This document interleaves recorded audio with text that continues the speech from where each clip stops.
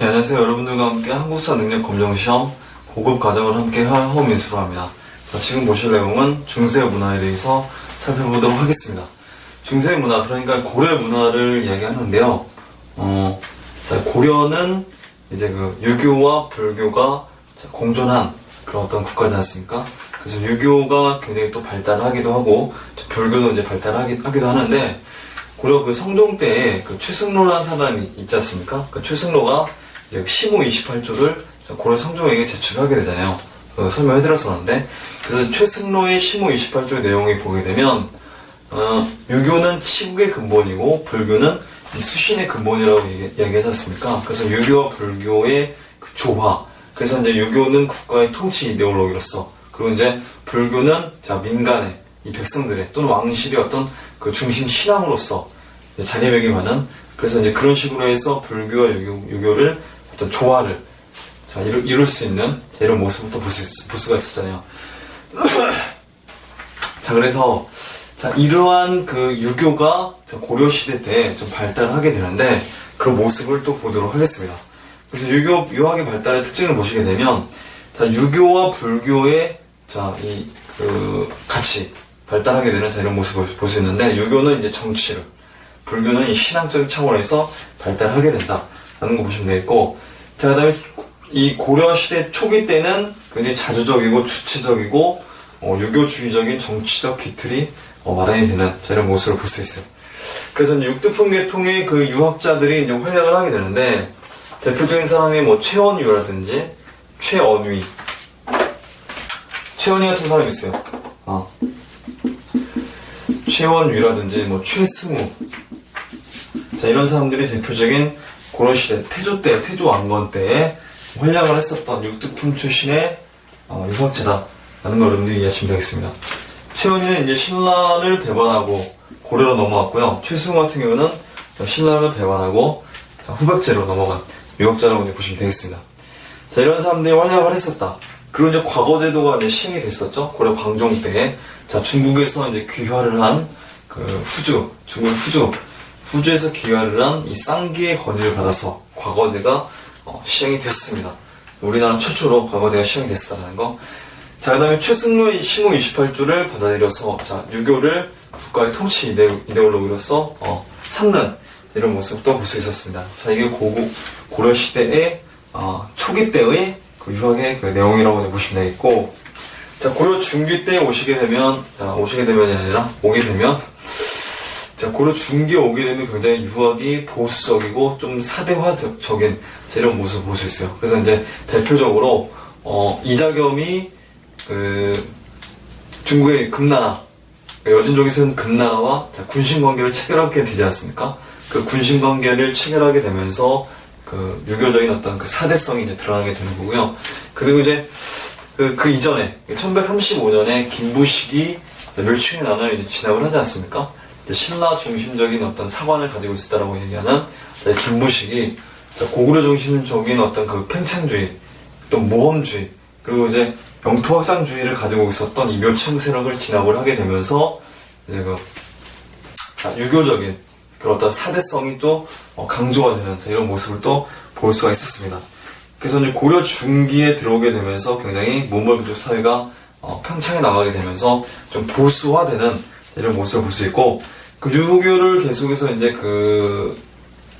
확장시켜 나가고 또 발전시켜 나가는 과정 속에서 학문적으로도 좀 성숙되는 이런 모습을 볼 수 있어요. 그래서 유교의 전문화와 그다음에 학문화, 그리고 이제 그게 철학적인 이런 모습들을 볼 수가 있었다. 자, 고려 중기 때 시문을 중시하는 귀족적 성향이 굉장히 강하게 나타났었다. 그 문장력을 굉장히 중요시 여겨요. 이 시대 때는. 그래서 그 고려 시대 때의 과거 중에서, 고려 과거 문과 중에서 제술과와 명경과가 있게 되는데요. 이 제술과 같은 경우는 글짓기 테스트라고 보시면 되겠고, 명경과 같은 경우는 유교 경전 테스트라고 보시면 되겠는데, 제술과를 고려 시대 때는 더 중요시 여겼습니다. 문장력 테스트를 더 중요시 여겼다는 거예요. 그래서 어쨌든 이 고려 시대 때는 시문을 좀 중요시 여겼다라는 걸 여러분들 이해하시면 되겠고, 그 다음에 최충 이런 사람 있지 않습니까? 최충, 해동공자 최충, 자, 12세기 중반에, 자, 고려 문종 때, 자, 이 사람이 자, 관직에서 물러나서, 사설 입시 학원을 세우게 되지 않습니까? 그게 바로 뭐냐면, 구제학당이 되는데요.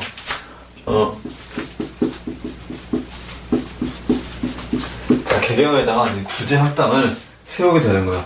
그래서 여기서 이제 제자들을 양성을 하게 되는 거예요. 그 제자들이 이제 중앙으로 들어가서 이제 관료가 되는, 자, 이런 모습을 볼 수 있는데, 자, 이 구제학당이 최충에 의해서, 자, 이 설립이 되게 되는데, 이 구제학당을 뭐라고 얘기하냐면, 자, 문헌 공도라고도 이야기해요. 그래서 이제 최충이 죽고 나서 최충의 시호가 이제 문헌이기 때문에 이 문헌 공도라고 얘기하는데, 이 구제학당이 설립되고 나서 그 개경주의에 이제 이 문헌 공도를 비롯한 12개의 사학이 설립되는 이런 모습을 볼 수 있어요. 그래서 그 사학들을 뭐라고 얘기하냐면, 자, 12 공도다 라고 이야기합니다. 사학 12공도다라고 이야기해요. 그래서 이 최충의 구제학당 이후에 이 사학 12공도가 이제 발달하게 되면서, 성장하게 되면서 상대적으로 관학이 쇠퇴되는, 이 12공도가 유행하게 되면서 관학이, 그러니까 국자감이 쇠퇴되는 이런 모습을 볼 수가 있어요. 그래서 어쨌든 이 사학이 고려 중기 때 11세기 그 중후반 이후에 유행을 했었다라는 걸 여러분들이 이해하시면 되겠는데, 이 국자감이 쇠퇴되지 않았습니까? 이 국자감이 쇠퇴됐기 때문에 관학진흥 정책을 이제 또 추진해야 되잖아요. 그래서 고려 숙종이라든지 예종이라든지 인종 때에 이르러서 이 국자감을 좀 부흥시키기 위한 여러 가지 정책들을 추진을 하게 되는 이런 모습을 볼 수가 있어요. 자, 그래서 구제학당이 뭐 있었다라는 거 참고적으로 이해하시면 되겠고, 자, 고려 중기 때 어쨌든 이 훈고학적 유학에다가 철학적 경향이 가미가 되었다. 훈고학적, 그러니까 자, 이 중국의 한당 시대 때 유행했었던 그 유학의 일파를 그 훈고학이라고 얘기하는데, 자, 춘추전국 시대를 누가 통일했습니까? 진시황이 통일했었죠. 진시황이 유학자를 생매장하고, 그리고 이제 유교 관련 서적을 다 불태웠잖아요. 그걸 뭐라고 합니까? 분서갱유라고 하지 않습니까? 그 분서갱유 이후에 책이 없어지는 거야. 유학을 배웠었던 이 책이 없어지는 거야. 근데 진시황이 곧 망하고 한나라가 이제 들어서지 않습니까? 한나라가 들어서게 되면서 이제 일단 책은 없어요. 책은 없고 현인들이 아직 살아있지 않습니까? 나이 먹으신 이제 그 어르신들이 예전에 배웠었던 그 유교적인 내용들을 구술을 하겠죠. 구술하면서 그걸 이제 받아 적어서 뜻과 음을 이제 해설하게 되는, 그걸 뭐라고 하냐면 그 유교 경전의 자구 해석, 그러니까 훈고학이라고 얘기하는데, 그런 훈고학적 유학이라고 이제 보시면 되는데, 여기에다가 더불어서 철학적인 경향까지 가미를 했었다. 약간의 그 성리학적, 그러니까 인간의 본성과 우주의 원리를 탐구한다라고 얘기하는 이러한 그 성리학적인 또 탐구 정신까지 들어가게 되는 이런 모습을 볼 수 있습니다. 그래서 이제 그 9개의 과목, 그래서 이제 구제라고 얘기하는데, 이 구제, 그래서 뭐 낙성이라든지 대중이라든지 성명 등이 명칭이 붙은 9개의 전문 과정으로 이제 편성이 되어 있었다라는 거 이해하시면 되겠고, 자, 고려 중기 유학이 훈구학적인 유학에서 벗어나서 성리학과의 일정한 관계를 맺고 있음을 반영한다. 자, 그리고 이제 김부식은 그 고려 중기 때 유행했었던 유학자가 되겠는데요. 그 유학자적 마인드를 가지고 역사서를 편찬하지 않습니까? 그 역사서가 바로 1145년에 나왔었던 삼국사기지 않습니까? 그 뒷부분에서 또 설명해 드릴 거예요. 자, 보수적인 현실적인 유학적 성향을 견지하고 있었다. 이 김부식이. 자, 그리고 무신정변 이후에 문벌 귀족 세력들이 완전히 도태되지 않습니까? 그러면서 약 어느 정도 고려 유학도 좀 위축되는 이런 모습을 볼 수 있습니다. 자, 그 안에 고려의 교육기관에 대해서 또 보도록 하겠습니다. 고려 교육기관을 보시게 되면, 자, 국자감이 관학이지 않습니까? 자, 국자감이 관학이 되는데, 이 국자감은, 자, 그 기술학부가 있고요. 일단, 그 유학부가 있고요. 유학부가 있고, 기술학부가 있습니다. 그래서 유학부 같은 경우는 이제 국자학, 태학, 그 다음에 사문학, 자, 이렇게 되어 있고요. 기술학부 같은 경우는 율학, 그 다음에 서학, 그 다음에 산학, 자, 이렇게 되어 있습니다. 그래서 이제 잡학을 뭐 이야기를 하는 거고요. 유학을 얘기하는 건데, 자, 국자학, 태학, 사문학, 율학, 서학, 산학. 자, 이러한 학문을 뭐라고 얘기하냐면, 자, 경사육학이라고 이야기해요.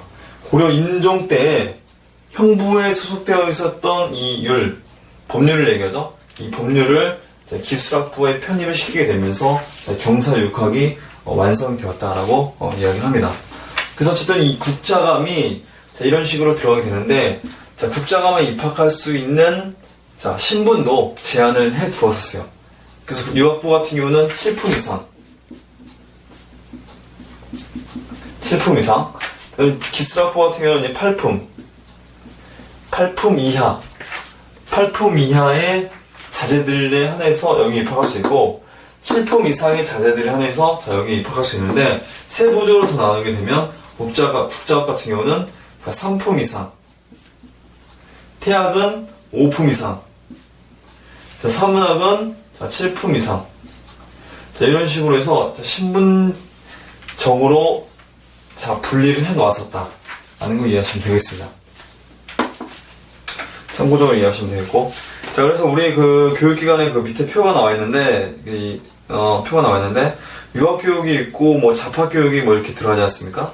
잡학교육이 들어가고, 가운데 보시게 되면 뭐 국학 가화책이라고 나와 있지 않습니까? 자, 이러한 사학이 발달하게 되니까 이러한 국학을 발전을 해시켜 나가야 되겠다는 그런 정책이 이제 추진이 되는 거예요. 그래서 이제 고려 숙종 때, 고려 예종 때, 고려 인종 때 각각 이제 그 발전해 나가는 모습을 볼 수 있는데, 일단 이런 게 있어요. 서적포라는 게 있었고, 그 다음에 뭐 양현구라는 게 있습니다. 자, 양현구, 그 다음에 뭐 칠제라는 과목이 있어요. 칠제라는 과목. 일단 서적포부터 말씀드리면, 이 서적포는 고려 숙종 때에 국자감 안에 설치한 이 출판업을 담당하고 있는 기관이라고 보시면 되겠습니다. 이 서적포에서 출판 사업을 담당했었다. 그로 인해서 국자감을 발전시켜 나갔었다. 그 다음에 양현고는 뭐냐면, 이 국자감의 장학재단이라고 보시면 돼요. 장학재단. 그러니까, 이 국자감의 학생들이 어느 정도 그 여유가 있어야 되지 않습니까? 공부를 하기 위해서는. 그래서 이 양현고를 통해서, 식대도 뭐 지원했었겠죠? 식대라든지 뭐 장학금도 지급을 했었고, 여러 가지 기금으로, 국자감을 운영하는 기금으로 사용을 했었다. 뭐 이런 게 있었고. 자, 이거 고려 예종 때가 있습니다. 양현고와 칠제. 자, 고려 예종 때에 각각 설치가 돼요. 예종 때. 자, 예종 때 들어가게 되는데, 이 칠제는 뭐냐면 7개 과목입니다. 7개의 그 새로운 전문 그 강좌를 새로 마련을 해서 좀 차별화를 했었다. 사학과는 좀 차별화된 그 어떤 과목을 마련했었다. 라고 보시면 되겠습니다. 여기서 주목하셔야 될 내용이 뭐냐면, 뭐 대빙제도 있고, 뭐 여택제도 있고, 뭐 경덕제도 있고, 뭐 여러 가지 제들이 들어가게 되는데, 여기서 주목하셔야 될 제가 뭐냐면, 강예제라는 제가 있습니다. 강예제. 이 강예제를 뭐라고 얘기하냐면, 무학제라고 얘기하는데, 무학, 그러니까 무술을 연구하는 학문을, 처음으로 여기 들어가게 되는 거야. 고려 인종 때. 고려 인종 때가 아니라 고려 예종 때죠. 고려 인종 때 어쨌든 강예제는 또 폐지가 되거든요. 아쉽게도. 폐지가 되는데, 무술을 연구하는 학문이 있었다는 것도 참고적으로 이해하시면 되겠습니다. 자, 다음 페이지 넘어가도록 하겠습니다. 다음 페이지 보시게 되면, 자, 고려 초기 때는 국자감이 유행했었죠. 국자감이 유행했었는데, 그러면서 중앙에는 유학부가 있었고 기술학부가 있었다고 말씀드렸었죠. 그리고 지방에는 향교라는 학교가 있었습니다. 자, 고려 중기에 와서 11세기 중반 이후에 해동공자 최충이 이 구제학당을 설립을 하게 되면서 이거에 영향을 받아서 우후죽순이라기보다도 이거에 영향을 받아서 12개의 사학이 만들어지지 않습니까? 12공도라고 얘기하는데, 그 중에 문헌공도가 이 사학을 대표하는 대표적인 이 공도라고 이제 보시면 되겠는데, 어쨌든 이 12공도가 유행하게 되면서 이 국자감이 쇠퇴가 되었었다라는 거 이해하시면 되겠습니다. 자, 그걸 제가 또 말씀을 안 드리겠는데, 말씀을 안 드린 거다기보다도 보충 설명을 또 해드리면, 이 국자감이 쇠퇴되는 그 과정 속에서 이 사학이 유행하지 않습니까? 그래서 문벌화, 학벌화, 그리고 어떤 그 파벌화 하는 이런 모습을 볼 수 있어요. 그래서 이 문헌공도를, 이런 어떤 그 12공도를 통해서 좌주와 문생의 관계가 형성이 되는 이런 모습을 볼 수 있어요. 그 무슨 얘기냐면, 과거 시험의 시험관을 좌주라고 이 시험관을 좌주라고 얘기하거든요. 지공거라고 얘기하는데, 이 지공거와 시험의 응시생이 있지 않습니까? 응시생이 과거에 합격을 하게 되면, 자, 그가 이제 문생이 되고 좌주가 되는 거예요. 그 시험관이 좌주가 되는 거고, 자, 과거 응시생이 이제 문생이 되는 거예요. 그 좌주와 문생 관계가 굉장히 유대 관계가 돈독하게 형성이 되는 이런 모습을 볼 수 있어요. 이 좌주 문생 관계는 흡사, 그 부자 관계와도 같다라고 이야기를 해요. 그래서 좌주 문생 관계를 바탕으로 해서 좌주는 문생을 끌어주고, 그 문생이 나중에 좌주가 되면 또 문생을 양성을 해서 그 문생을 또 끌어주고, 자, 이런 식으로 해서 그 유착 관계가 어떤 그 끈끈한 항맥이 형성되는, 파벌이 형성되는 이런 모습을 볼 수가 있습니다. 자, 좌주문생 관계를 이야기했었다. 자, 고려충기 사학이 웅성되면서 문헌공도가 유행했었고, 사학 12도가 있었죠. 관학지능, 자, 소적포라든지, 자, 뭐, 칠제라든지, 양형구라든지, 이런 게 있었고, 그리고 뭐, 여기 우리 교재에 뭐가 있냐면, 자, 이 경서육학이라고 있죠? 경서육학. 자, 요게 이제 경서육학이지 않습니까? 자, 국자, 태학, 사문학, 유학, 서학, 산학, 경서육학이 되겠는데, 이거는 법률, 이거는 뭐, 그 서예, 이건 뭐 계산 정도라고 해석하시면 되겠습니다. 그래서 경서육학이 되겠는데, 이 경서육학이 고려 임종 때에 자, 완성이 되었다라고 이해하시면 되겠습니다. 그래서 임종 때 원래 그 유학이 있지 않습니까? 이 유학이 형조에서 이제 담당을 했었어요. 형조에서 담당했었는데, 그 형조에서 담당하던 유학을 국자감으로 끌어올려서, 자, 경서육학을 고려 임종 때에 완성하게 되는 이런 모습을 볼 수 있습니다. 자, 이런 식으로 해서 들어가게 되었었다. 자, 그 다음에 이제 고려 후기를 보도록 하겠습니다. 고려 후기 보시게 되면 관학진흥 정책을 또 추진하게 되죠. 그래서 이제 서막전이라는 이 기금이에요. 돈인데, 서막전이라는 기금을 이용해서 안양이라는 사람이 있어요. 안양의 건의를 받아서 이 서막전이라는 기금을 마련해서, 자, 양형고에다가 기탁을 하는, 자, 이런 모습을 볼 수 있어요. 그래서 양형고에서 이 서막전이라는 기금을 통해서 이제 또 국자감의 학생들을 좀 더 재정적인 지원을 했었겠죠. 자, 그리고 국학을 성균관으로 개칭한다. 그리고 문묘도 건립을 하게 된다. 문묘는 이제 공자의 사당을 얘기하죠. 자, 문묘를 건립했었다. 자, 그래서 경사육학이 임종 때 관항진흥 정책으로 추진되었었는데, 자, 국자가 학이 문무관 3품 이상의 자손으로서 3품 이상의 자손으로서, 자, 논어와 효경을 배우게 되고, 자, 태학은 문무관 5품 이상의 자손으로서 예기와 주역이 있었다. 그 사문학은 문무관 7품 이상의 자손으로서 춘추자시전이 있었다. 자, 유학, 서학, 산학은, 자, 8품 이상의 관리나, 자, 섬이나 자제가 입학을 했었다 라는 걸 이해하시면 되겠습니다. 8품 이상이 아니라 8품 이하죠. 8품 이하의 관리나 섬이나 자제가 입학을 했었다. 자, 이렇게 되겠고, 그 다음에 관학 진행책을 보도록 하겠습니다. 그 아래. 자, 숙자감에 서적포를 두어서 도서 출판을 활발했었다 말씀드렸었고, 예종 때는 국학에 칠제를 설치했었다. 칠제, 전문공자. 그 다음에 장학재단이 양형고를 설치했었다.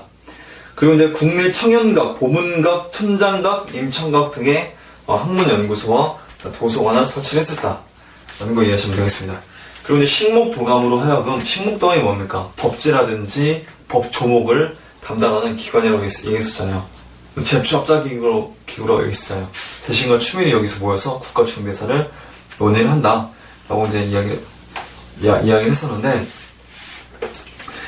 자, 식목도감을 하여금 학제를 상정하여 개경에 경사육학을 제도를 정별했었다. 국작, 태학, 사문학, 유학, 서학, 산학의 제도를 정별했었다.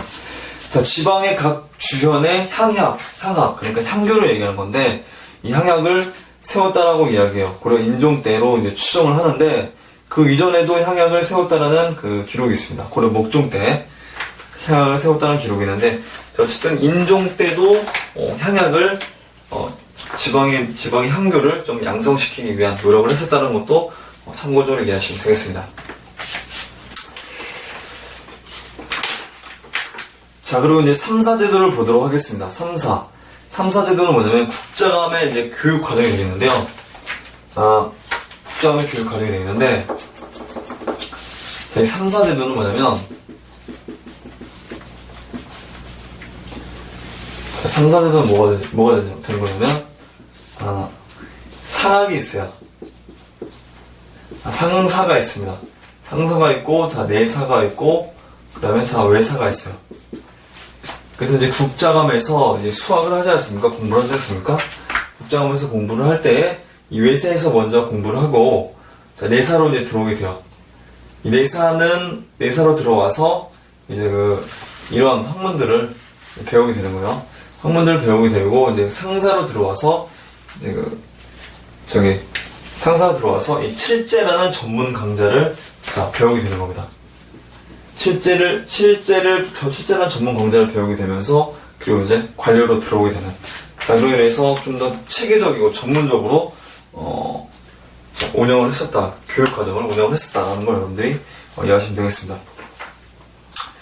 자, 그리고 이제 미음에 보시게 되면, 자, 과거 응시자의 국자감 수학을 자, 의무화하게 돼요. 고려 내종 때. 자, 의무화하게 되면서, 자, 진사 있지 않습니까? 진사는 뭐냐면, 지방에서 이미 그 시험을 보고 올라온 사람들이 있어요. 그 향시를 보고 올라온 사람들을 진사라고 얘기하는데, 이 진사도 국자감에서 3년 이상 공부를 해야 돼요. 그래야지 본 시험인 예부시를 본 시험이라고 얘기하거든요. 그 예부시를 또 동당감시라고 얘기하는데, 동당감시를 볼 수 있는 자격이 주어지는 거예요. 그러니까 대표적인 관학 정책이라고 볼 수 있죠. 국자감 정책이라고 볼 수 있죠. 그래서 사학을 국자감 아래에 예속화시키는, 자, 이런 모습을 볼 수 있는 거예요. 그죠? 반드시 그 과거 시험 합격하려면 여기 들어가야 되지 않습니까? 여기 들어가야 된다라는 거. 자, 이런 과거 시험 보려면 반드시 국자감 들어가야 되죠. 국자감 들어가야 되는데, 자, 유학부는 7품 이상이지 않습니까? 국자감 3품, 5품, 7품 이상만 할 수 있지 않습니까? 그렇기 때문에 실질적으로 7품이 안 되는 양인들 있지 않습니까? 7품이 안 되는 양인들 같은 경우는, 자, 기술학부밖에 응시를 할 수 없는, 이 작과에밖에 응시를 할 수밖에 없는, 자, 한계를 가진다고 볼 수 있어요. 국자감에 들어가면 뭐합니까? 이런 학문들을 배우지 못하는데. 그래서 현실적으로, 자, 이 일반 양인들, 일반 그 백성들 있지 않습니까? 일반 백성들은 과거 시험에 응시하는 기회가 거의 드물었다라고 이제 보시면 돼요. 물론 법제적으로는 과거 응시 자격이 있지만, 현실적으로는 과거에 응시할 수 없었다라는 걸 이해하시면 되겠습니다. 자, 이게 그래서 관학진의 정책으로서 12도가 쇠퇴한 원인이 된다라고 볼 수가 있는 거죠. 자, 그 다음에 이제 충렬함도 국민학교 교육계획을 보도록 하겠습니다.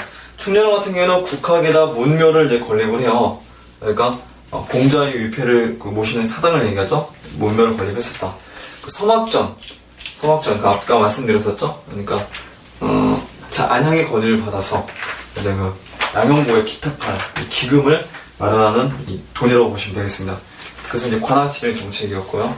그리고 이제 공민왕 때는 순수한 유학교육 기구인 성균관을 개편했었다. 그래서 이 성균관을 통해서 수많은 성역자들을 배출하는 쟤네 모습을 볼 수가 있습니다.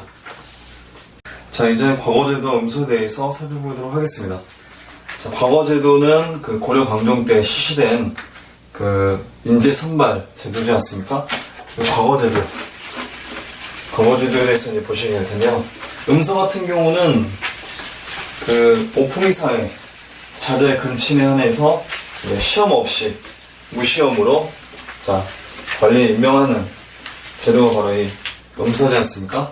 자, 과거제도는 능력 본위의 그 정책이라고 보시면 되겠고, 음서 같은 경우는 능력보다는 가문을 중요시 여기고, 이 혈통을 중요시 여기는 이 정책이라고 이제 보시면 되겠는데, 어쨌든 이 과거 시험에 대해서 먼저 이제 알아보도록 하겠는데, 자, 일단 과거 같은 경우는, 자, 우리 과거 제도를 이제 보시게 될 텐데, 과거는 이런 식으로 되어 있어요. 자, 일단 문과가 있습니다. 문과가 있고, 그리고 이제 잡과가 있어요. 잡과가 있고, 그 다음에 승과로 이렇게 구성이 되어 있다라고 이해하시면 되겠는데, 고려시대 때에는 무과는 없었습니다. 무과는 없었고요. 뭐 물론 이제 그 예종 때 일시적으로 뭐 무과가 있었던 적은 있었는데, 고려 전체적으로 봤을 때 무과는 없었다고 보시면 되겠습니다. 나중에 이제 공양왕 때 무과가 새로 생기게 되는데, 어쨌든 과거 제도에서 무과는 없었다라는 걸 보시면 되는데, 자, 어쨌든 이 문과에서도 자, 두 개로 나뉘게 돼요. 그래서 이제 제술과가 있고요. 그 다음에 자, 경과가 이제 들어가게 되는데, 제술과는 이제 그 시나 문장이 있지 않습니까? 시나 문장을 테스트하는 그 국어 시험이라고 보시면 되겠습니다. 주로 이제 명경과는 이제, 그리고 또 명경과는 유교 경전을 테스트하는 그 국어 시험이라고 보시면 되는데, 고려에서는 이 제술과를 더 중요시 여겼었습니다.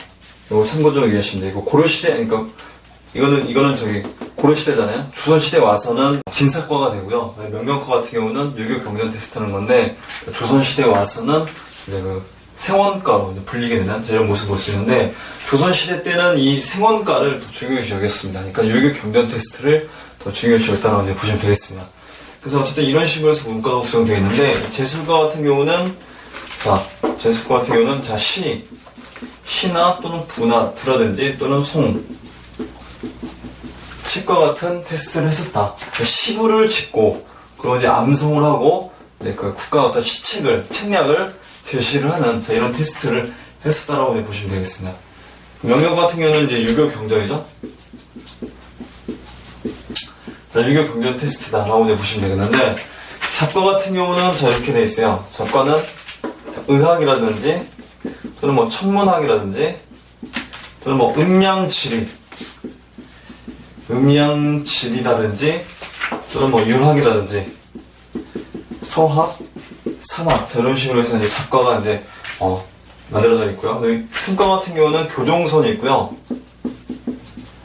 자, 교종선이 있고, 그 다음에 종선이 있습니다. 그래서 이제 1차 시험으로 이제 뭐 종선으로 이제 해서 선발을 하게 되고요. 그러고 나서 최종 관문인 대선으로 자, 승과에 급제를 하게 되는 이런 모습을 볼 수 있습니다. 그래서 이런 식으로 해서 과거 제도가 구성이 되어 있다는 걸 여러분들이 이해하시면 되겠습니다. 다음 페이지 넘겨보시게 되면, 자, 과거의 종류하고 이렇게 나와 있죠. 그래서 제술업이 있고, 제술업은 진사과죠. 자, 그래서 이제 시부, 송, 책의 문학으로 시험을 본다. 그래서 이제 한문학과, 뭐 시무책으로 이렇게 되어 있고, 명경과보다 좀 더 중요시 여겼음을 우리가 확인할 수 있습니다. 자, 그리고 명경업은 이제 조선시대 와서 이제 세원과가 되는데, 자, 유교 경전에 대한 이해 능력 시험이다 라고 보시면 되겠고, 그리고 이제 잡업이 있죠. 잡과가 있는데, 의학이라든지 천문, 음양지리 및, 자, 유락서학, 산학이다. 자, 승과는 이제 교종선과 뭐 선종선이 있는데, 종선에서, 자, 예비로 이제 뽑게 되고, 이제 대선에서 최종적으로 합격하게 되는 이런 모습을 볼 수가 있습니다. 자, 그리고 무과 있지 않습니까? 무과는 전체적으로 실시하지 않았었다고 말씀드렸었죠. 자, 공양왕 때 정식화가 되었었다. 자, 응시 자격으로는 보시게 되면, 자, 법제적으로 양인 이상은 과거에 응시할 수가 있습니다. 그리고 이제 부공민이라든지 승려, 노비는 응시 자격이 없었다. 라는 것도 이해하시면 되겠습니다. 자, 양인 이상은 자, 응시할 수 있었지만, 자, 이 양인 이상 중에서도, 자, 7품 이상만, 자, 경서 6학에 들어갈 수 있지 않습니까? 경서 6학 중에서도, 자, 사문학이라든지, 또는 그 국자학이라든지, 자, 태학이라든지, 자, 이런 과목을 배울 수 있지 않습니까? 유학부에 들어갈 수가 있지 않습니까? 그렇기 때문에 실질적으로 양인 이상은 주로 이제 기술하게 이 잡과에 응시할 수밖에 없었다는 한계가 있었다라고 여러분들이 이해하시면 되겠습니다. 특히 고위 관직 말고 이제 일반 평민들이지 않습니까? 일반 평민들은 거의 시험에 응시할, 물론 법제적으로 마련이 되어 있지만 실제로 과거를 응시하지는 못했었다라고 여러분들이 이해하시면 되겠습니다. 자, 양인 이상은 과거에 응시할 수 있었지만, 자, 부국민 승려 노비 등은 응시할 자격이 없었다. 자, 그리고 이제 실제적으로 문과는 주로 귀족과 향리자제, 잡과는 자, 잡과는 백정이나 농민들이 응시를 하는 자, 이런 모습을 볼 수가 있었습니다. 자, 그럼 이제 문과 응시 절차를 이제 보도록 하겠습니다. 그래서 고려 초기 때는 자, 이런 식으로 되어 있어요. 고려 초기 때는 단일제였어요. 단일제로 되어서 예부시에서 1차로 관리를 선발하게 되는 이런 모습을 볼 수가 있는데, 저 고려 중기 때 들어와서 이제 그 국자감시가 이제 등장을 하게 돼요. 그래서 이제 지방에서 이제 개수관시라고 얘기하는데, 지방에서 또는 중앙에서 시험을 봐요. 그래서 그들을 이제 향공이라고 얘기하는데, 지방에서 이제 붙은 사람들이 향공이라고 했는데, 이 향공 시험을 이제 개수관시라고 이야기를 해요. 이 개수관시라고 얘기하고, 이 개수관시에서 이제 그 향공이 되면 중앙으로 와서 국자감에서 시험에 응시를 하게 됩니다. 국자감시를 통과를 하게 되면 최종적으로 예부시라고 얘기해요. 예부시. 자, 이 예부시를 보게 되는 겁니다. 이걸 뭐라고 하냐면 동당감시다 라고 이해하시면 되겠습니다. 자, 이게 고려 중기 때의 과거 시험의 모습이 되겠고요. 자, 이 고려 이제 고려 후기 때 공민왕태죠. 공민왕태 이제 3층제가 과거 3층제가 이제 완성이 된다고 얘기하는데, 자, 이런 식으로 돼요. 지방에서 이제 향시를 봐요.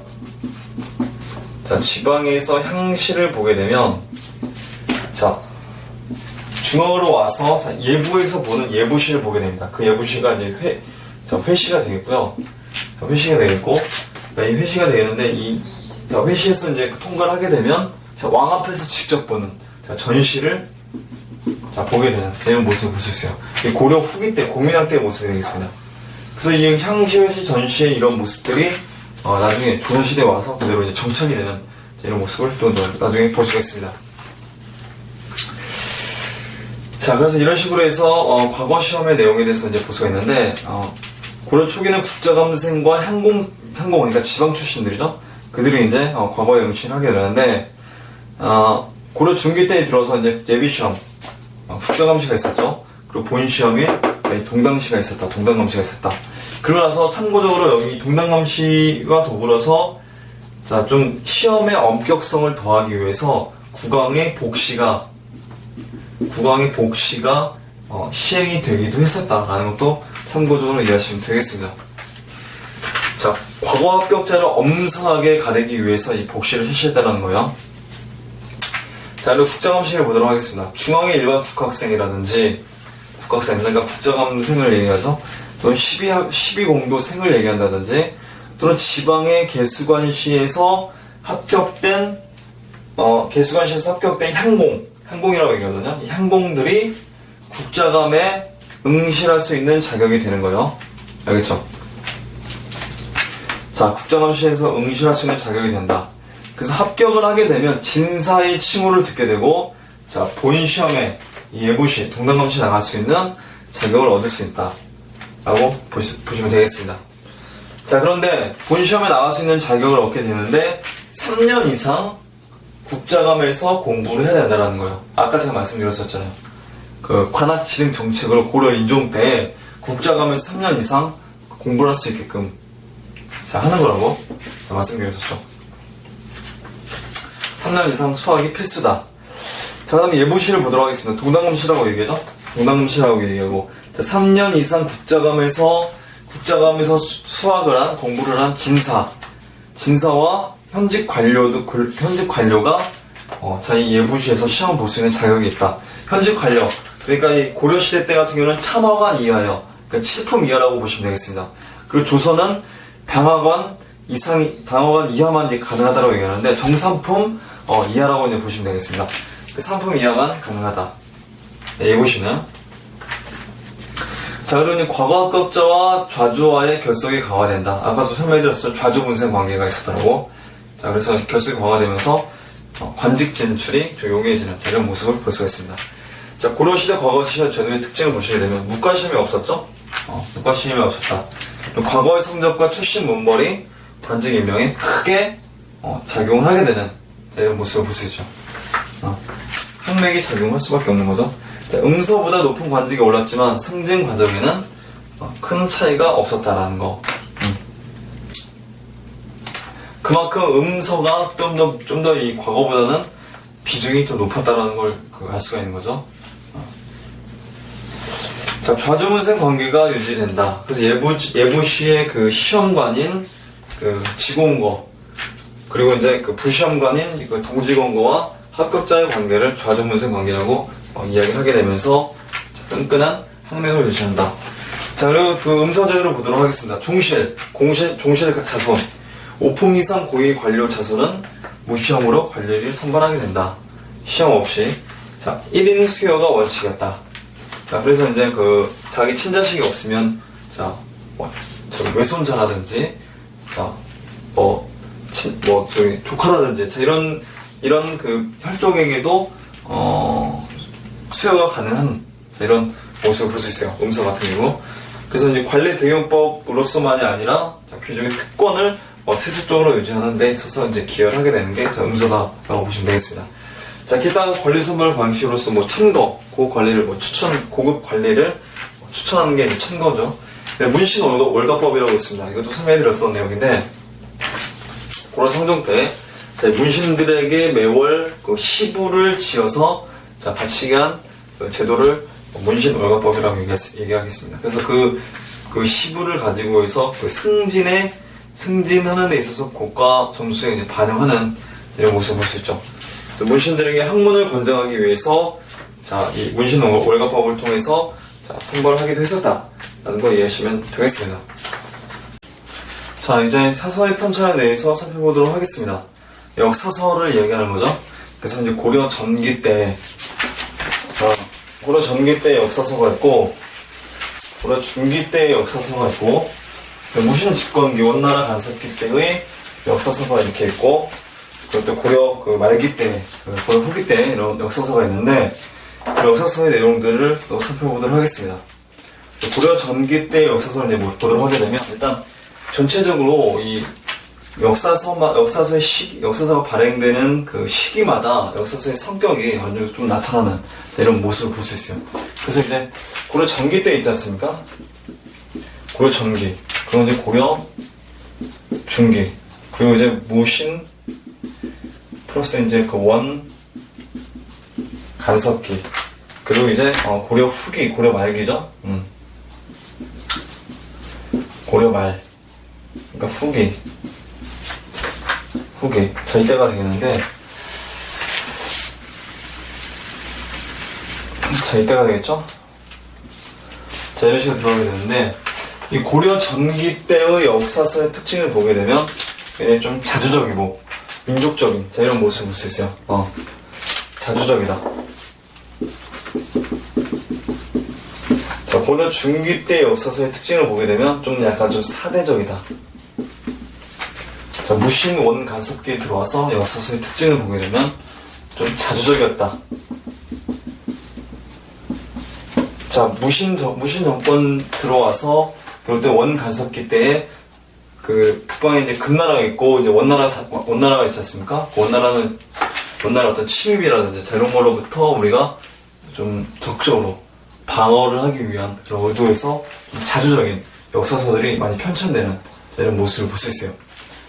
고려가 이제 통일되고 나서 이제 자주적이었다가 유학이 발달하게 되면서 좀 사대적이었다가 유학이 좀 쇠퇴되지 않았습니까? 무신 집권 이후에 그렇게 되면 좀 자주적이었다가 고려 말기 때에 다시 와서 좀 사대적인 이런 식의 흐름으로 연결된다라는 걸 보시면 되겠고, 전체적인 흐름을 이렇게 좀 보시면 되겠고, 그래서 이제 전체적인 그 사서의 내용 중에서 일단 고려 전기의 내용을 먼저 보도록 하겠습니다. 자, 자주적이고 주체적인 성격의 내용으로 이제 서술되었고, 자, 오늘날 전해져 내려오지 않습니다. 현존하는 그 가장 오래된 우리나라에서 그 역사서는 삼국사기지 않습니까? 그래서 이제 고려 전기 때 역사서는 전해져 내려오지 않는다는 거예요. 자, 왕조실록이 있었어요. 그러니까 이 7대 실록이라고 얘기하는데, 이 왕조실록이 거란의 2차 침입 때 개경이 이제 함락이 되지 않습니까? 개경이 함락되고 당시 왕이었었던 이 현종이, 고려 현종이 나주까지 피신을 가게 되는 이런 모습을 볼 수 있었지 않습니까? 그래서 그로 인해서 이 7대 실록이 소실되는 이런 아픔을 겪기도 했었다라는 걸 이해하시면 되겠습니다. 그 태해정광 경선목 7대 왕, 그러니까 7대 실록까지 자 완성이 되었었는데 어쨌든 소실되었었다라는 걸 이해하시면 되겠습니다. 자, 왕조실록이 이렇게 해서 소실되었었어요. 그래서 이제 자, 고란의 2차 침입 이후에 다시 7대 실록을 간행을 하게 되는 거예요. 그래서 황주량이라는 사람을 중심으로 해서 7대 실록이 만들어지게 되는 이런 모습을 볼 수 있어요. 그래서 태조 때부터 자, 목종 때까지 자, 편찬이 되었었다라는 걸 이해하시면 되겠습니다. 제가 아까 앞서서 그 왕조실록 그 고란의 2차 침입으로 소실되었다고 말씀드렸었는데 7대 실록이 아니죠. 그 실록은 왕조실록이죠. 자, 그리고 이제 편년체로 7대 실록은 구성이 되어 있었다는 거. 편년체. 제가 조금 이따 설명을 또 해드릴게요. 편년체. 다음 페이지 넘어가도록 하겠습니다. 다음 페이지 보시게 되면 고급록이라고 나와있죠. 박인량이라고 나와있는데, 자, 이게 그 11세기 후반경에 그러니까 고려 중기가 되겠죠. 어떤 고구려의 어떤 자주석, 고구려를 계승한 어떤 자주적인 그런 내용이라고 이야기합니다. 이 고급록은.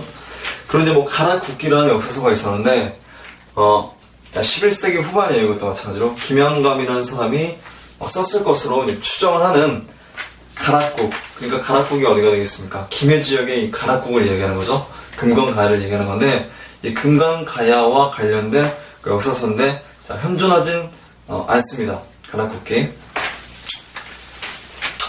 그리고 이제 속편년 통제가 있습니다. 자, 이것도 이제 고려 예종 때의 그 왕명을 받들어서 자, 이 편년체 형식으로 쓴 역사서가 되겠습니다. 자, 그리고 이제 구삼국사가 있죠? 구삼국사.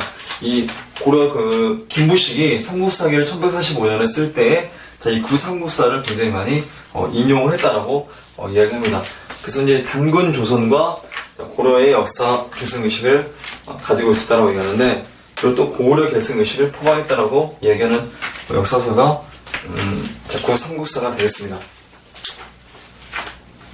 자, 목종 이전 때에 만들어졌을 것으로 이제 추정하는 역사서가 되겠습니다. 자, 고려 중기 때 와서는 굉장히 보수적이고 사대적인 성격으로 들어오게 되죠. 보수적인 사대적인 성격으로 들어오게 되는데 삼국사기가 1145년에 쓰여졌었다. 자, 묘청이 난 이후에 묘청의 서경천동 운동 이후에 분열된 민심을 재수습하여 국왕중심의 중앙 집권 체제를 이룩하기 위해서 삼국사기를 편찬을 했었습니다. 자, 중요한 포인트가 뭐냐면 자, 기전체예요. 자, 고려 중기 때 삼국사기가 나오게 되는데 자, 기전체가 되겠습니다. 기전체. 그러니까 본기와 열전으로 구성되어 있는 역사서술 방식이라고 보시면 돼요. 본기와 열전. 이 사마천의 사기 있지 않습니까? 동양 역사의 선구자라고 할 수 있는 이 중국 한나라 시대 때 사마천의 사기가 이 기전체 방식으로 서술한 역사서가 되겠거든요. 그런 어떤 사마천의 사기의 형태와 좀 유사하게 기전체의 방식으로 서술을 했었다. 본기와 열전. 그러니까 시대순으로, 날짜순으로 역사를 서술한 게 아니라, 자, 주제를 맞춰서, 그러니까 왕의 일대기, 신하들의 어떤 일대기, 그리고 그리고 이제 열전의 일대기, 그다음에 각종 사건들의 일대기, 이런 식으로 해서 주제별로 본기와 열전을 중심으로 해서 편찬했었다. 이게 이제 삼국사기가 되겠습니다. 그래서 구성 요소를 보시게 되면 본기가 있고, 자, 열전이 있죠? 열전이 있고, 그리고 이제 지가 있습니다. 지가 있고, 그 다음에 연표가 있다. 라는 거. 자, 지는 이제 그 뭐 제도라든지 뭐 이런 걸 이야기하는 거예요. 제도라든지 뭐 질이라든지 이런 걸 얘기하는 거예요. 자, 신라 계승 의식을 바탕으로 해서 논찬을 따로 두어서 주관적 서술을 구별했었다. 그 논찬이 뭐냐면 논평을 얘기하는 거거든요.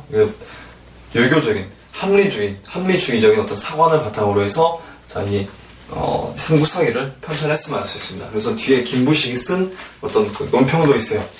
그래서 과거의 그 기록들이 굉장히 소략하고 좀 기이한 게 많아서 어떤 유교적인 그 합리적인 그 사상을 바탕으로 해서 새로이 편찬했다라고 본인의 어떤 생각을 쓰기도 했었습니다.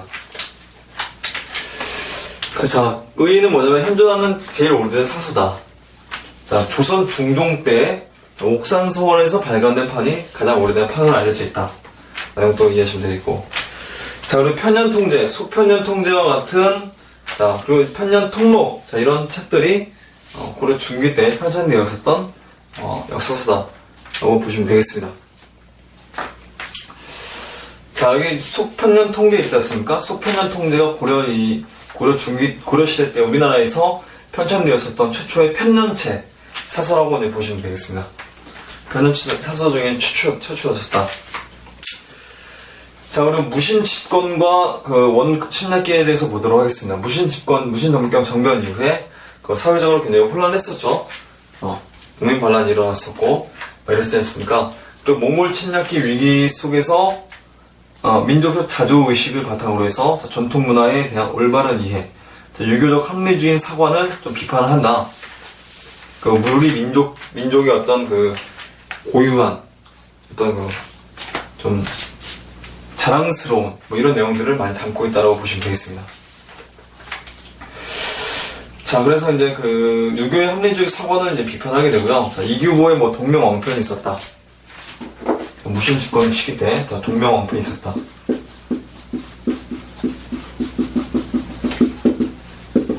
자, 고구려를 굉장히 그 중점적으로 서술을 한 역사서라고 이제 보시면 되겠습니다. 서사시라고 보시면 되겠습니다.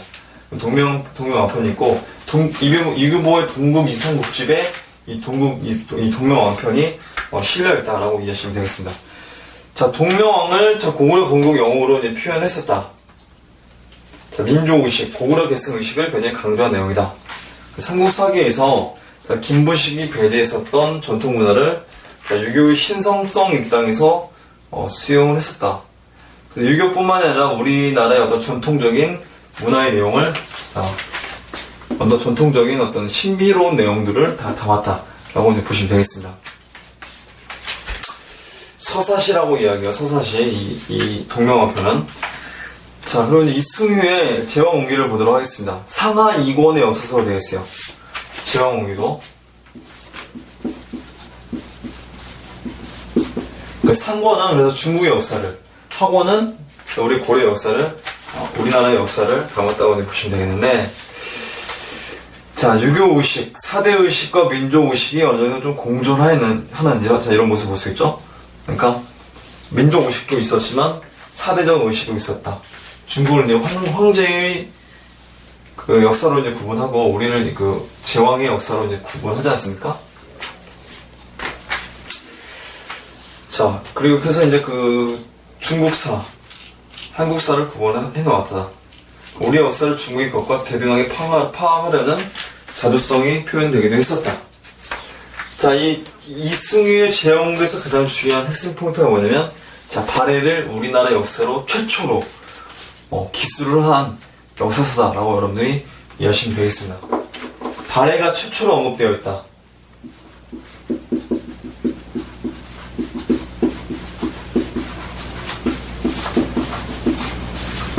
자, 발해를 우리 역사로 인식을 했었다. 제왕옹기 때.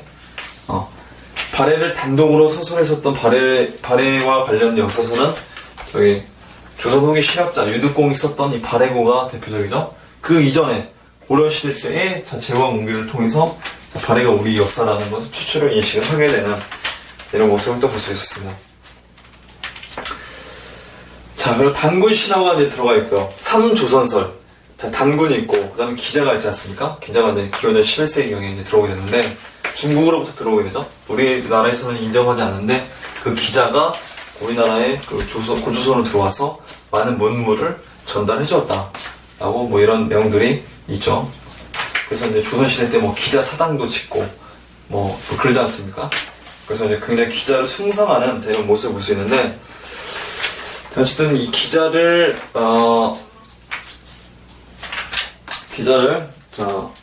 우리 역사에 뭐 파악을 했었다 라는 거 이해하시면 되겠고, 위만조선, 그러니까 단군조선, 기자조선, 위만조선으로 연결되는, 대외적으로 승리한 부분이 이제 늘어가게 되고 단군 기념서를 사용하게 된다. BC 2333년이 내용이 이 대형 문기에 나오게 된다라고 보시면 되겠습니다. 자, 그 다음에 이런의 삼국유사를 보도록 하겠습니다. 자, 민족적 자주식을 바탕으로 해서 전통문화에 올바른 계승을 하게 된다. 자, 이때니까 무신 원가습기 때 삼국유사가 나온 거죠? 충렬학 때 나오게 돼요, 삼국유사가. 이 삼국유사 일원이라는 사람은 이 경조지역 출신이라고 얘기해요. 그래서 이제 성이 이제 김씨예요. 경조 김씨가 되는데, 어쨌든 이 삼국유사가 불교적인 사관에 입각해서 쓰여진 역사서다라고 보시면 되겠습니다. 그래서 유사, 빠트린 이야기들을 담아놓았다라고 얘기해요. 그러니까 그 이전에 삼국사기라는 역사책이 있지 않습니까? 거긴 유교적인 합리주의 사관에 입각해서 좀 허무맹랑하거나 좀 기이한 내용들은 다 삭제를 해놨었어요. 그래서 우리 민족의 어떤 민중들의 어떤 일반 백성들의 이야기들, 풍부한 이야기들이 굉장히 많지 않습니까? 그런 이야기들을 누락시키는 그런 한계가 있는데, 그런 이야기들을 이 삼국유사에서 다 포함시켰다라고 보시면 되겠습니다. 그래서 역사적인 어떤 의의가 있는 역사서다라고 이해하시면 되겠습니다. 자, 역사의 시작을 단군 조선으로 설정했다라는 게 중요한 핵심 포인트가 되겠습니다. 단군 조선. 자, 그래서 주체적, 도덕적, 문화 전통 위에서 서술을 했었다. 선종 관점이었다. 삼국유사 일원이 선종으로 추가하게 되거든요. 선종 가지삼파로 이제 추가를 하게 되는데, 어쨌든 이 선종 지역으로 추가를 하게 되면 선종적 관점으로 삼국유사를 서술했었다. 신라 중심이었었다. 이 삼국유사 쓴 일원이라는 사람이 경상남도 일대를 중심으로 해서 역사서를 편찬했기 때문에 약간은 신라 중심적인 수밖에 없는 그런 내용이라고 볼 수 있습니다. 활동 범위가 좀 제한적이잖아요. 자, 불교사를 중심으로 고대의 설화와 야사를 수록했었다. 굉장히 방대한 자료를 수집했었다라고 얘기해요. 그래서 굉장히 오랜 기간 동안 거의 말년에 이 삼국유사를 완성했다라고 얘기하는데, 어쨌든 자료 수집이 굉장히 충실했었다. 자, 우리 고유의 문화와 전통을 중시했었다. 현계는 신라 중심 사관이 좀 있었다라고 얘기해요. 그리고 이제 중국식 차로를 좀 신뢰하는 측면이 있었다. 자, 민족 시조를 제시하면서 좀 체계적으로 구체화시키지 못했었다라는 그런 한계가 있었다라는 것도 볼 수가 있습니다. 자, 그 다음에 이 시기 때는 무신집권 원 갔을 때는 각군의 회동 고승전이 있습니다. 삼국시대 고승 30여 명의 이 고승들, 그러니까 무코자라든지 마라난타라든지 순도라든지 이런 승려들이 우리나라에 불교를 전파하지 않았습니까? 그리고 원광이라든지 원효라든지 이런 이름 있는 이 고승들에 대한 이야기들을 수록했었다라고 보시면 되겠습니다. 사실 김대문이 통일신라 시대 때에 신라인들의 삼국시대 때 신라인들의 고승들에 대한 이야기들을 서술하지 않았습니까? 굉장히 어떤 자주적인 인식을 갖고, 근데 김대문의 어떤 이 고승전이 지금 전해져 내려오고 있지 않지만 이 각군 해동 고승전은 지금 전해져 내려오고 있다라고 전해져 내려오고 있습니다. 그래서 이제 삼국시대 승려 30여 명의 전기를 수록했었다. 자, 교종의 입장에서 정리를 했었어요. 그래서 각군이라는 승려가 영통사라는 절의 이제 주지였었거든요. 영통사가 이제 교종의 대표적인 이 사찰이 되어 있는데요. 그래서 이제 왕실에서 좀 주로 보호를 한 사찰이라고 보시면 되겠습니다. 대가국사 의천 있지 않습니까? 그 의천이 이 영통사에서 출가를 했었다. 굉장히 어린 나이에 몇 살인가요? 굉장히 어린 나이에 아무튼 의천이 출가를 했었다라고 얘기해요. 이 영통사에. 자, 문화적인 자긍심을 표현했었다. 자, 그다음 고려 후기 때 보시게 되면 정통의식과 대의명분을 중시하는 자, 성리학적 유교사관이 대두가 되는데 스타리학이라는 역사서가 이재현에 의해서 쓰여졌었다. 김부식의 유교사관을 계승한 역사서다. 자, 개혁을 단행하여 왕권 중심의 국가질서 회복 의도를 반영했었다. 이 사략이. 자, 공민왕 때 이 사략이 쓰였다라고 얘기해요. 공민왕 때. 자, 공민왕 때였었다. 그리고 이제 편년치였다라고 얘기해요. 이 사략은. 그래서 고려의 통사였었다. 라는 걸 이해하시면 되겠습니다. 자, 다음 페이지 넘어가도록 하겠습니다. 보시게 되면, 자, 고금록이라고 있었죠? 우리 앞에 고금록이라고 있었잖아요. 고금록. 고려 전기 때 있었던 고금록. 자, 그래서 이제 고금록이 고구려 계승 의식을 가지고 자주적인 입장에서 쓰였다고 얘기하는데, 그 고금록을 보충해서 쓴 책이라고 보시면 되겠습니다. 그래서 허공이라는 사람이 자기 고금록을 다시 썼다. 자, 그래서 이제 박인량의 고금록의 내용을 좀 추가해서 쓴 거다. 라고 이해하시면 되겠고, 자, 천추금경록이 있습니다. 정가신이 한 사람이 쓴 천추금경록이 있는데, 충렬왕 때 쓰여진 역사서다. 자, 그 다음에 본조 편년 강목이 있습니다. 그래서 이제 주자의 강목법을 도입한 최초의 사서다. 자, 강목체라는 역사서술 방식이 있어요. 강목체. 자, 역사서술 방식에는 그래서 이제 강목체, 기전체가 있고, 그 다음에 뭐 기사, 일단 편년체가 있지 않습니까? 기전체가 있고, 편년체가 있고, 그 다음에 기사, 본말체가 있고, 그 다음에 뭐 목체가 있고, 자, 이런 형식의 그 역사서술 방식이 있습니다. 그 기전체는 말씀드린 대로, 자, 본기와 세가, 열전, 이렇게 구성되어 있어요. 그 주제별로, 구성이 되어 있습니다. 인물별로, 주제별로. 그래서 뭐 이렇게 구성되어 있고, 그 편년체 같은 경우는 뭐냐면, 이거 주제다. 이거는 그 시간 순위로 몇 월 며칠 어느 때 뭐뭐의 일이 있었다. 시간 순으로. 이 기전체의 대표적인 역사서가 삼국사기지 않습니까? 자, 편년체의 대표적인 역사서는 자, 조선 왕조 실록이 되겠습니다. 조선 왕조 실록이 되겠고, 자, 그리고 이제 이 본조 편년 강목 있지 않습니까? 이것도 대표적인 편년체 역사서라고 이제 보시면 되겠습니다.